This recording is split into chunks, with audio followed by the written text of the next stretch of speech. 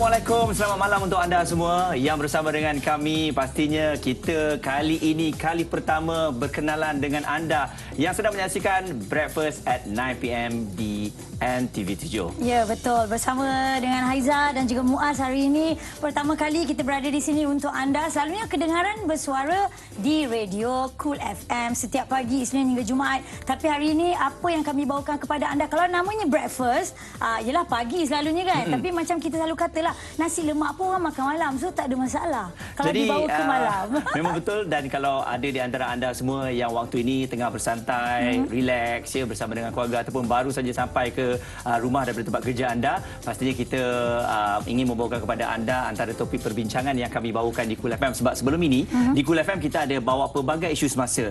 Dan ada beberapa isu yang mungkin terhenti di situ dan ada yang memberikan cadangan supaya isu-isu tersebut dibawa untuk dipanjangkan lagi. Ya, sebab kat radio ni kadang-kadang kita nak berbincang, ada kalanya tak berkesempatan. Jadi kita panjangkan ke TV dan kita bawakan secara visual. Anda boleh lihat muka kami juga kat sini, bagaimana kita berborak dan kita berinteraksi. Jangan lupa anda boleh terus berinteraksi kami juga melalui WhatsApp di 0172765656 dan jangan lupa untuk saksikan kami juga secara live di Facebook page Cool FM. Okey, kami akan membacakan komen-komen anda di sana insya-Allah. Dan mungkin ada yang tertanya juga, selalunya kalau di Cool FM ni kita bersama dengan AG, iaitu 3 orang trio. Betul. Dan hari ini kita berdua je. Jangan risau kerana AG juga akan bersama dengan kita dalam Breakfast at 9pm ini ya. Dan untuk anda semua, kalau ada di antara yang bersama dengan kami, ada pelbagai topik yang kita bawakan. Dan salah satu topik yang mungkin menjadi perbualan hangat dan topik ini juga perlu diberikan perhatian apabila kita lihat jenayah untuk buli cyber ini semakin berleluasa. Ya, kalau kita lihat tentang buli cyber itu sendiri, ada kalanya orang ambil pot, ada kalanya orang orang ambil serius benda tu, ada kalanya orang buat tak tahu saja. Sebab bila ada kata pembuli ini memang kerja dia membuli orang daripada dulu sampailah sekarang kan. Tapi kalau yang mangsa pula lain pula ceritanya. Betul. Dan topik ini kami bincangkan pada hari Selasa yang lepas dan mendapat respon yang begitu banyak sekali. Dan antaranya kita lihat bagaimana dari segi buli cyber ni, adakah ianya salah satu jenayah dan juga akta-akta yang kalau kita lihat kita harapkan akan dibincangkan dan dibawakan dan ada akta khusus untuk jenayah cyber ini. Alright. Jadi untuk anda semua, jom kita nak lihat ini antara recap minggu lepas yang kami bincangkan di Cool FM. Tersebar juga cerita mengenai Niloufar yang katanya disebarkan cerita mengenai Niloufar kahwin lah secara senyap. Secara senyap. Kemudian ada mengatakan transfer wang, terkena buatan sihir dan sebagainya. Jadi itu bermula dari social media. Kita tahu rakyat Malaysia semualah rata-rata dah ada telefon yang paling dekatlah dengan mereka kan. Sekali dia tekan aja ataupun dia type aja, benda tu akan terus keluar. Dan kita tak tahu, kadang-kadang mereka tulis ni tanpa berfikir. Ya, tu dia, kita dah dengar perbincangan kami melalui radio di Cool FM pagi tu ya. Dan nampak gayanya cerita Lofa ini memang satu cerita yang sangat hangat. Sebab kita tahu beliau adalah public figure. Semua orang nak tahu, orang yang berpengaruh. Dan apa yang kita tahu juga, kes dia tu daripada orang yang membuat fitnah melalui media sosial telah pun memohon maaf. Dan kalau kita lihat kes ni nampaknya dah selesai lah kan. Alright, jom kita dengarkan ini kenyataan daripada Lofa sendiri mengenai apa yang berlaku.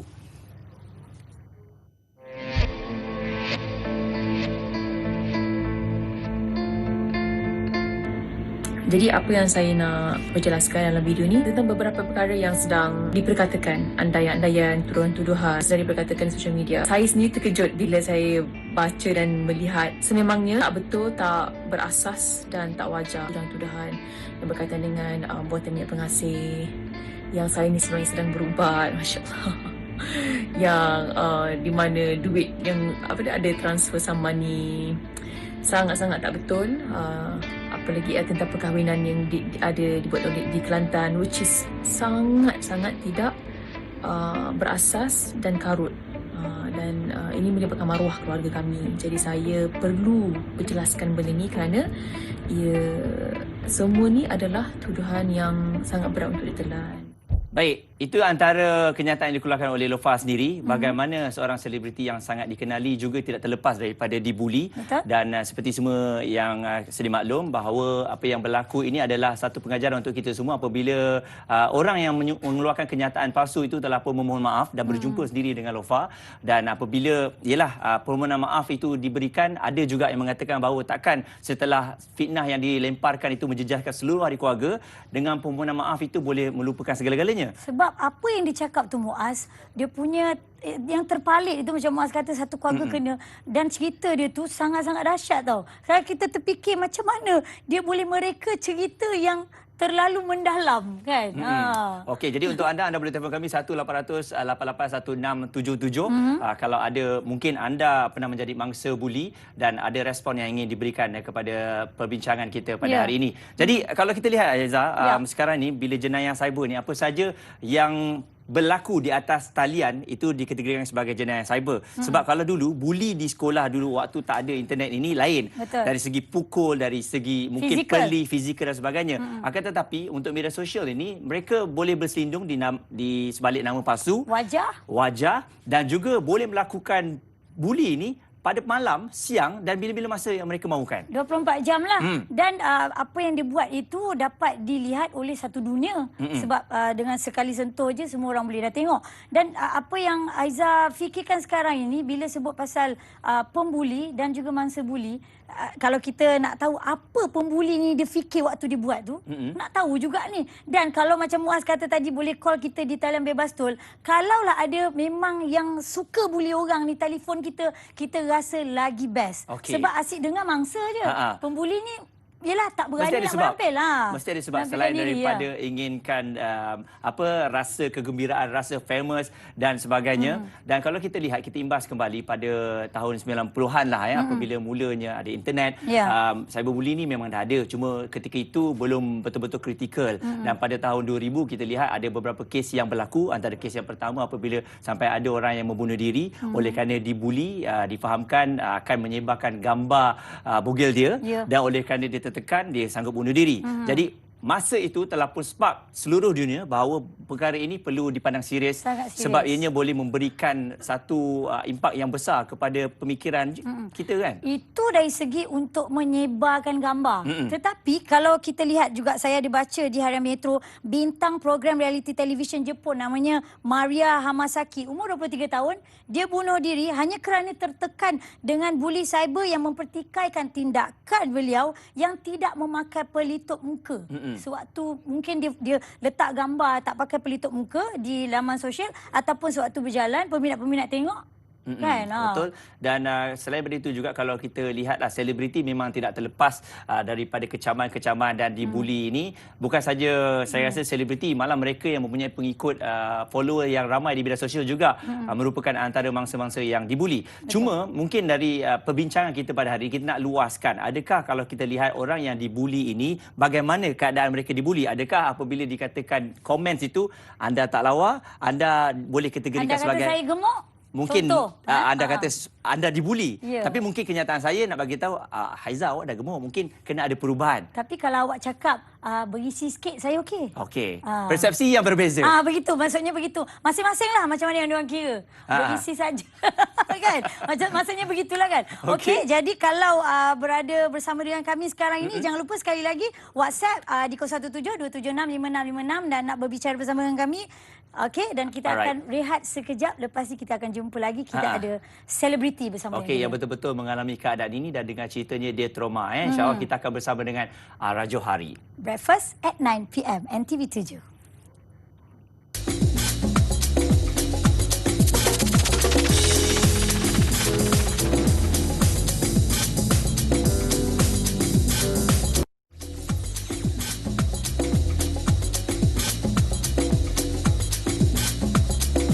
Ya, bersama dengan Haiza dan juga Muaz dalam Breakfast at 9 PM tentunya di NTV7 dan kami bawakan kepada anda tentang cyberbully ini. Kalau sebelum ni di on air Radio Cool FM kita bawakan wajarkah cyberbully diklasifikasikan sebagai kesalahan jenayah. Tapi untuk hari ini kita besarkan lagi topiknya. Kita bincang berkenaan dengan pembuli itu sendiri dan mangsa buli itu Betul. sendiri. Okey, dan bersama dengan kita hari ini seorang selebriti yang mengalami keadaan ini, bagaimana dia telah pun diberikan komen-komen yang negatif melalui media sosial dan semua platform yang ada, dan difahamkan juga oleh kerana ada beberapa perkara ini menyebabkan dia down, dia tertekan dan sebagainya. Jadi mungkin boleh kita recap antara cerita viral yang pertama tu, Elza? Okey, antara cerita yang menjadi buah mulut netizen ya, di mana Ara pergi ke anugerah juara lagu, waktu itu di red carpet, fashionnya memang menjadi tumpuan. Waktu tu Ara pakai seluar pendek ya, seluar pendek pun sebenarnya kalau ikutkan rakan-rakan selebriti, kalau anda tengok di kaca TV sekarang ni pun ada yang wow beraninya Ara ya. Tapi itulah orang kata kecaman yang dia dapat tu, fashion boycott kita panggil ini, dan dan bos kau ya, kalau macam pengangkap kan. So banyak kalau kita tengok komen-komen Muaz ya. So Ara pun kata tu dihadkan dengan komen elak perbalahan makcik bawang dan sebagainya. Baik, selalunya kalau kita komen saja tak bersabar dengan tuan punya badan pun tak best juga. Tak fair lah. Jadi sekarang ni kita bersama dengan Ara Johari. Assalamualaikum, selamat malam Ara. Waalaikumsalam. Selamat malam. Rasa lain sebenarnya untuk kami nak ucapkan selamat malam. Selalu kita selamat pagi. Ya. Jadi hari ini selamat malam. Norma baru. Norma baru. Dan Ara nampaknya masih lagi segar, belum lagi nak tidur. Oleh kerana Belum. kalau kita cerita mengenai perkara yang berlaku ni Ara, difahamkan dengan kontroversi apa yang berlaku tadi, pakai seluar pendek dan kemudian dipalit lagi dengan kontroversi apabila dikatakan mabuk dan sebagainya. Masa mula-mula apabila dihentam oleh netizen dengan komen-komen tersebut, kita tak buat tapi kita kena kecam. Apa yang tindakan pertama yang Ara lakukan?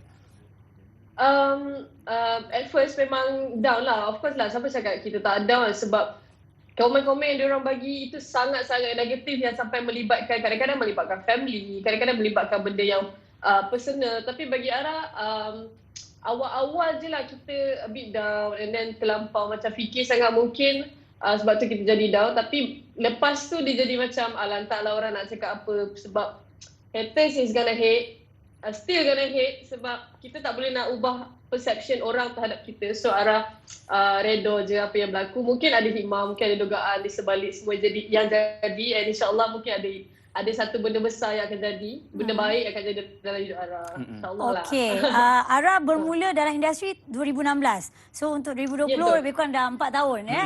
Tapi Ara bila berlaku perkara-perkara sebegitu, kiranya Ara dibuli cyber juga melalui netizen-netizen semua. Adakah Ara mengambil perkara ini, adakah kerana Ara terlalu open, terlalu berkongsi segalanya di laman sosial?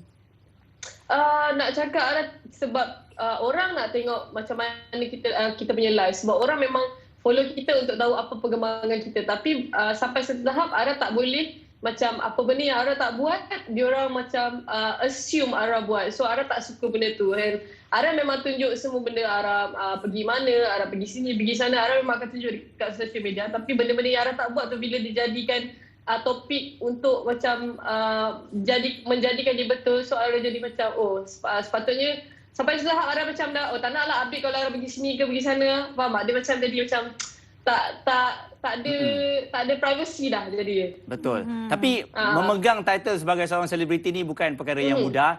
Jadi perkara-perkara tersebut membuka ruang untuk dihantarkan komen yang bukan-bukan. Jadi Ara sendiri memilih jalan tersebut. Jadi bagaimana agaknya apabila dihantarkan komen-komen tersebut, ada juga yang mengatakan bahawa sebagai selebriti kenalah terima sebab anda yang inginkan berkongsikan semua perkara. Jadi inilah dia antara cabaran-cabarannya Ara. Yelah, sebab bagi Ara, semua orang, setiap pekerjaan mesti ada halangan. Tapi bukan bermaksud kita as a celebrity macam kita patut dihina, difitnah, sebab kita orang biasa juga. So kita walaupun kita selebriti, kita still orang biasa yang masih ada perasaan. So Ara rasa kita tak perlulah macam, kalau dia boleh untuk menegur, tapi kita ada cara untuk menegur. Okey, jadi pengajarannya bagaimana Ara mengendalikan laman sosial Ara selepas ini?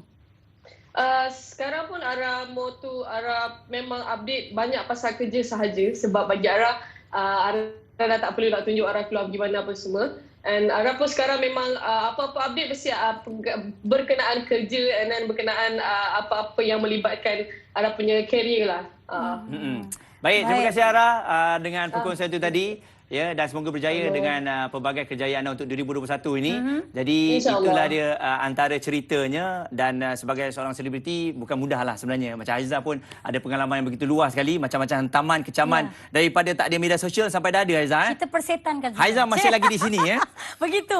Okey, baik, kita akan break seketika. Kita jumpa lagi selepas ini. Breakfast at 9 PM NTV 7.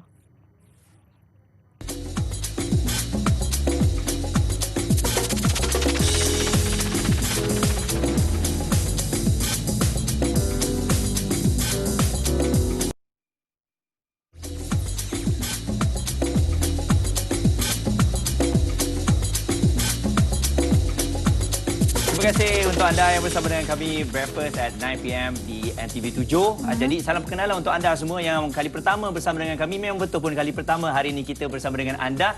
Dan sekali lagi ini adalah kolaborasi antara Cool FM dan juga NTV 7. Saya rasa satu perkembangan yang baik sebenarnya apabila kita bersama-sama berkongsikan sesuatu yang baik. Apa yang kami bincangkan di radio, kalau rasa tak cukup kita terus bawakan di kaca TV anda dengan tetamu-tetamu yang hebat juga. Ya, dan secara visual anda boleh tonton kami juga ya. Baik, dan sekarang ini kita nak teruskan lagi dengan perbualan kita atau topik kita tentang isu cyberbully ini. Dan kita ada tetamu bersama dengan Prof. Madya Dr. Geshina Ayu Mat Saad, pakar kriminologi dan psikologi Kampus Kesihatan Program Sains Forensik Pusat Pengajian Sains Kesihatan Kampus Kesihatan USM bersama dengan kita. Doktor, Assalamualaikum. Salam. Baik, terima kasih doktor bersama dengan kami. Kita nak terus bersama dengan pembuli cyber ni. Adakah mereka ni sebenarnya ada masalah mental, sakit jiwa dan mahukan ialah perhatian doktor untuk yang selalu membuli orang ni. Tak kisahlah mana-mana menggunakan akaun-akaun palsu ke, dia ada di mana-mana. Silakan doktor. Okay, baik. Unsur-unsur jenayah terdapat dalam kegiatan membuli. Apa bentuk membuli pun lah, secara fizikal ke, cyber ke, adalah jenayah kerana ia melibatkan ancaman atau tindakan yang sebenar. Melibatkan intimidasi, sehingga menyebabkan ketakutan, kemudaratan, perubahan dalam psikologi seseorang itu. Ia menyebabkan sebagai contoh impak yang teruk kepada mangsa, saksi kejadian tersebut, individu dan institusi yang sekeliling dengan aktiviti membuli. Aktiviti membuli adalah sebenarnya dia sengaja. Dia bukan berlaku secara aksiden ya. Dia memberi iklan dan kebanyakan insiden adalah dirancang. Jadi terdapat pelaku, terdapat kejadian sebenar, ada mangsa, ada hasil negatif yang dialami oleh mangsa dalam bentuk tekanan, psikologi, bahaya fizikal, kecederaan. Selain itu, kesan buli boleh dalam bentuk jangka masa pendek, jangka masa panjang. Jadi kalau nak katakan adakah pembuli cyber ni mereka mempunyai sakit mental, sebenarnya tak betul ya? Tak betul. Oh, langsung tak ada doktor Tak, maknanya jadi maksudnya ada ruang, ada mangsa, ada peluang perkara ini akan berlaku. Tapi doktor, adakah juga sebenarnya background ataupun kehidupan sang pembuli itu sendiri menyebabkan dia jadi pembuli? Kalau kita nak lihat kepada profil pembuli lah ya. Kami lihat kalau para penyidik melihat daripada aspek psikologi, sosiologi dan kriminologi. Berarti kalau kita lihat realiti keadaan, ialah seorang pembuli ini dia sering tidak mempunyai rasa empati. Dia mengabaikan hak orang lain. Sebenarnya dilakukan kegiatan buli itu adalah untuk mendapat kepuasan segera terhadap keperluan dan tuntutan mereka. Provokasi atau tidak, pembuli bersedia untuk bertindak agresif ataupun ganas dan dia sering berusaha untuk mengawal keadaan, mengawal individu lain dan berkuasa. Ini bermaksud kalau kita nak menenangi isu buli cyber ni, dia kena secara holistik. Supaya semua elemen yang mungkin dalam pendirian seorang pembuli cyber tu, psikologikal, kesedaran dia ke, sikap, semua ni kena dipertimbangkan dahulu. Okey. Baik, doktor, kalau kita lihat bagaimana pula dengan orang yang dibuli itu? Adakah mereka ni terlampau lembik ataupun sedikit hanya dengan komen-komen yang begitu mereka tak boleh terima, manja dan menganggap itu sebagai satu jenayah. Jadi tidak ada sebenarnya kadang-kadang apabila hanya dengan satu dua perkataan dengan niat yang berbeza tapi mungkin pembacaan orang yang dibuli itu berbeza dan disabitkan sebagai satu jenayah ataupun salah laku. Okey. Baik, saya nak kena terangkan di sini dulu. Akar umbi buli cyber ni, dia sebenarnya keinginan untuk kuasa dan kawalan. Melalui pertuturan lisan ataupun tidak lisan ataupun kedua-duanya sekali lah ya. Pembuli cyber berusaha untuk menegaskan kuasa dan kawalan untuk memaksa pematuhan dari mangsa tanpa mengira tahap bahaya, kesan sebenar yang dialami dan juga mendapatkan sokongan dari rakan sebaya secara langsung supaya dia dapat meneruskan aktiviti cyberbully. Jadi individu yang mempunyai yang dianggap sebagai seorang individu yang lemah, mudah menjadi mangsa. Kalau kita nak lihat kepada kesan kepada mangsa itu, bila dah mengalami sekali, kemungkinan besar dia akan menjadi mangsa sekali lagi. So, secara lebih detail lah ya, kalau kita nak lihat pula kepada siapa yang sebenarnya boleh menjadi mangsa ni, dia terpulang kepada sasaran yang diinginkan oleh pembuli itu sendiri. Dia tak ada spesifik profil. Dia seorang sebagai contoh, seorang perempuan ke, seorang kanak-kanak ke, sesiapa saja sebenarnya yang boleh menjadi mangsa. Okey. Baik, itu dia penerangan daripada Profesor Madya Dr. Gashina Mat Saad. Terima kasih Doktor atas penjelasan itu tadi dan pastinya juga Muaz, peranan penjaga, ibu bapa tu sangat penting. Kalau mangsa buli ini apa orang kata bersama-sama bagi tahu, mengadu, tapi kalau tak ada tindak balas, tak ada orang yang dapat mendengar, boleh menjadikan dia seorang yang murung mungkin. Betul. Ya. Dia lebih-lebih lagi sekarang ni kita faham zaman gadget, anak-anak kita dibiarkan untuk bersama dengan gadget dalam waktu yang sangat lama dan kita semua sedia maklum semua harus berada di rumah dan ini bermakna kita kena sentiasa memantau anak-anak kita. Kalau anak-anak kita mula menjadi seorang yang pendiam, mula menjadi seorang yang defensif ataupun mula senang kalau benda-benda kecil pun dia mudah cepat terasa berkemungkinan mereka ni dibuli. Dan saya rasa perkara-perkara ini ibu bapa kena ambil tahu sebab kita risau ianya akan menjejaskan mereka sebab bila mereka terlampau diam tanpa memberitahu siapa-siapa, kita takut nanti inilah kejadian bunuh diri dan salah kenal dengan orang di media sosial juga membuatkan mereka dalam bahaya. Ya, sebab orang dalam media sosial mereka tak nampak, tak kenal, tak tahu siapa dan pastinya juga kami mengharapkan kepada pembuli berhenti menjadi seorang pembuli dan kepada mangsa anda boleh apa orang kata meluahkan, mungkin boleh buat report kepada yang pihak berkuasa supaya perkara ini tidak menjadikan anda menjadi mangsa sentiasalah. Betul. Dan kepada anda semua juga awas kerana kita kadang-kadang tak sedar bahawa kita ni seorang pembuli di internet dan sebagainya. Ya. Jadi oleh kerana itu sebagai negara yang sedang membangun untuk menuju ke negara maju ni, pemikiran kita juga harus matang dalam menggunakan media sosial dan hati-hati setiap kali nak komen, fikir apa perasaan mereka dan kita letakkan tempat kita ni. Kalau kita jadi mereka, apa yang mereka rasa? Kan? Ya, okey. Dan pastinya jugalah kita mengharapkan kepada anda yang berada di laman sosial bertanggungjawab dengan apa yang anda lakukan. Jangan pakai saja, type saja. Saya rasa kalau setakat lakukan kesalahan, komen sana, komen sini, tembak sana, tembak sini, lepas tu dah kata minta maaf, itu perkara biasa. Simpelnya. Perkara biasa dan kita rasa benda tu tak memberikan kesan kepada orang lain untuk melakukan.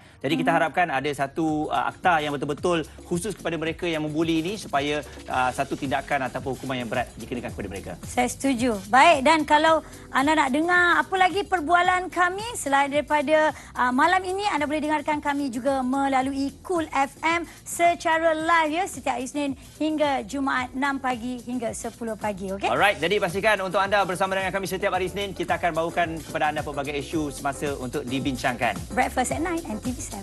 Selamat malam.